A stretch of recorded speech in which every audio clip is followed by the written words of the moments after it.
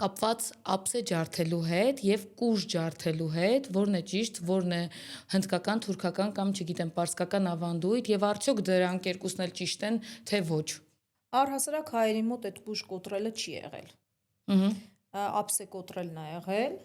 եւ Լալայանը եւ Շահնազարյանը Արթուր իրենց գրքերում գրում են, որ ափսեները դնում են եւ զույգ ոտքով կոտրում էին այդ ափսեները, իսկ կուժի մասին ես ինքս ոչ մի ինֆորմացիա չունեմ։ Սա տեսել եմ ավելի շատ այդ թուրքական բաներում, ֆիլմերի հետ կապված փոքր ռիլեր, որ բերում են, այդ հատվածներում եմ տեսել։ Ես հնդկականն էլ եմ իրենց վերսիան տեսել։ Հա, հնդիկների մոտ կարող է լինի, բայց հայերը որպես այդպեսին չեն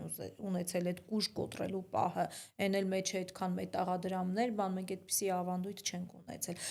Այ ափսե կոտրելու ավանդույթի հետ կոտրելուց հետո թե ափսեն ինչ էին անում, մեր մոտ տարբեր տարածաշրջաններում տարբեր է եղել մոտեցումը։ Օրինակ, մի տարածաշրջանում ասում են, որ այդ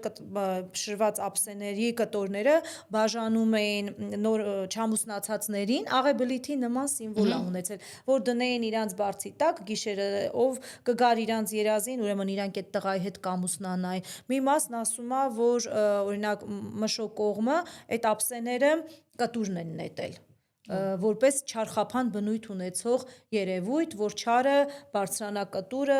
հեռանա, ընտանիքին աչք չկպնի, առհասարակ այդ ափսե կոտրելու բնույթը հենց չարը ոչնչացնելու համար էր ափսեն, որ կոտրում էին։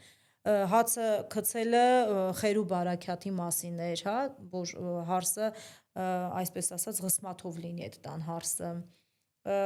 Իսկ կուժի մասին ինֆորմացիա ես կոնկրետ չունեմ որպես այդպեսին։ Գիտեմ, որ հայերեն չի, իմ իմացած տվյալներով հայերեն չի։ Իմ իմացած տեղեկություններն էլ են հենց այդպեսին։ Հա, հայերեն չի, հայերը չեն ունեցել։